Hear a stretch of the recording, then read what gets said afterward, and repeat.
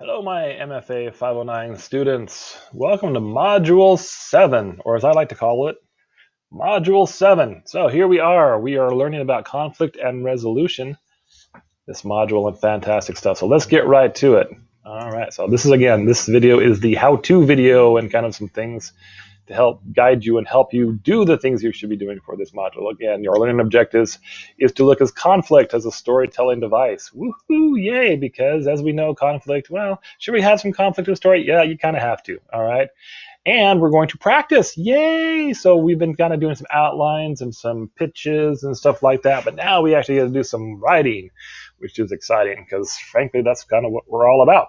That's what we're doing. So let's go ahead and go through the different elements as far as the discussion board and the assignment and such. Alrighty, so let's look at the overview. Again, you're going to read this overview. You will read through this, blah, blah, blah, blah, blah. It'll give you a sense of what's going on. Okay, so just read through that at your whatever, at your leisure. Again, this is not the lesson as much as just a how-to video. Okay, so here's your book list. There are some good ones. Again, this ebook with the beginning, middles, and ends, chapters 7, 8, and 9. Especially pay attention. There's a few things in here with the secrets to great storytelling and how to create a satisfying arc. So I'm going to go ahead and pull up one of these. Let's see. Oh no, McAfee, why are you doing this? Don't do that while I'm making a video. All right, let's go over here. All right, so one issue that a lot of students and writers have, for that matter, is making the middle interesting, because often we have a really good idea of how we're going to start. We have the setting we want to do and set up our characters, and we have this great climax at the end. How do we make the middle interesting?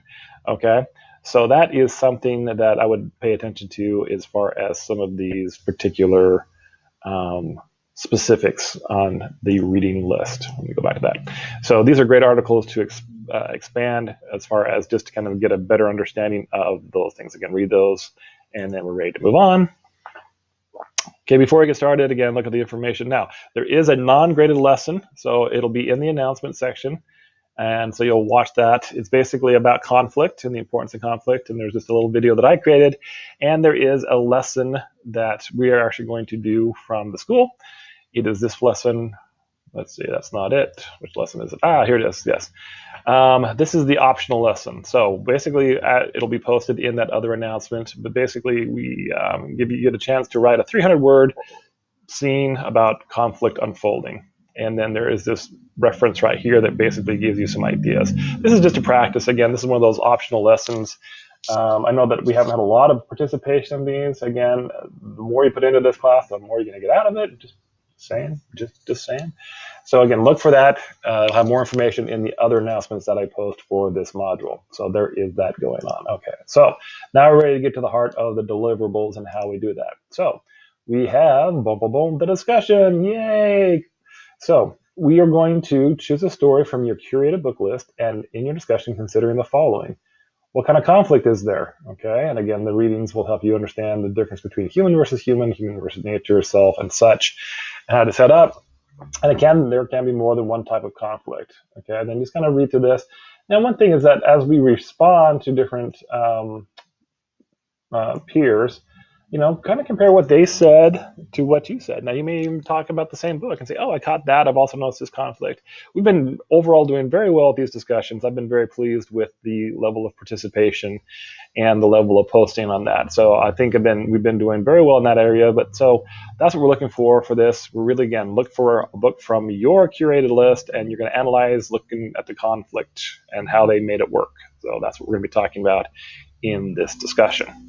All right, moving on, then we get to the writing assignment for this week. And again, this is where we get to do writing. Yay, because writing is fun. Yes. So last module, we talked about, you got a chance to kind of outline your story. So if you click on this right here, it gives you the actual rubric and what's going on. Okay, so this is the writing assignment that you have to do. In this assignment, you will write a detailed scene that shows characters engaging in conflict relating to a story's larger premise. This assignment will allow you to put together what you've learned so far and build on the outline you wrote in Module 6. Now, I need to be very clear on something, okay? It says, well, to write the effective scene and incorporate the craft of story elements you were exploring the semester. Okay, also incorporate the central conflict. Yes, we understand that. Okay. Now, note here, based on the outline submitted in Module 6 or on a new story, okay, so it could be either one, create a vivid and detailed scene that shows characters engaging in conflict related to the story's larger premise. So you get to create a scene, and I would encourage you to maybe write something that's going to be in your work in progress, which would be the thing that you outlined from Module 6. Go ahead and start playing with it. Get in there, play with those characters, play with that, that situation. Get in there, start playing around with it. Or if you're like, man, I'm still not quite ready to do that, you just create a story from fresh. But you've kind of got a whole bunch of stuff already kind of invested in the one you've been working on, so maybe pursue that. So how do you earn a grade in this particular one? Well, there are some things that you should include in your scene, as listed here: the major conflicts, some dialogue, characterization, protagonists, as well as secondary characters, setting, style, and tone. And it says you should be mindful of one of the following in your scene, craft elements and story elements. Oh, whoa. What are we talking about here? Because if you look down at the rubric, again, when I had grade these, I'm like, okay, did they do this? Is it abundantly evident that they've talked about craft elements and story elements? Did they have a major conflict? Did they use dialogue? The characterization? Are there characters, the protagonist as well as secondary characters? Does it have some description on the setting? And is it in proper style and tone? So if some of you, I'm guessing, I'm kind of trying to put myself in your shoes, craft elements and storytelling elements, what were those again? What were those? Well, if we go back to a Module 1 assignment, which I posted right here. So I found this. This is the Module 1 writing assignment. It breaks down these craft techniques: voice, tone, setting, dialogue. That's craft techniques. Storytelling elements include characterization, world building, conflict, plotting, and suspense. So these are kind of overarching things. So basically, when I look at the assignment you have to do, and it talks about craft elements and storytelling elements, these are what we're talking about here. Wow. So this may seem a little intimidating, but let me just give you a hint on how I would suggest you do this.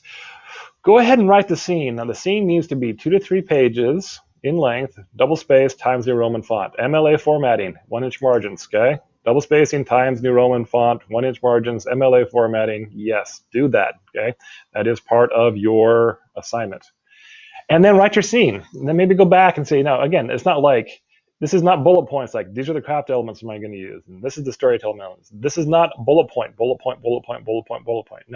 you're going to write a scene that includes these elements, and a lot of these are going to kind of bleed over on top of each other. For example, you can use dialogue that helps explain the details of the characterization in the scene. So dialogue is going to build up characterization.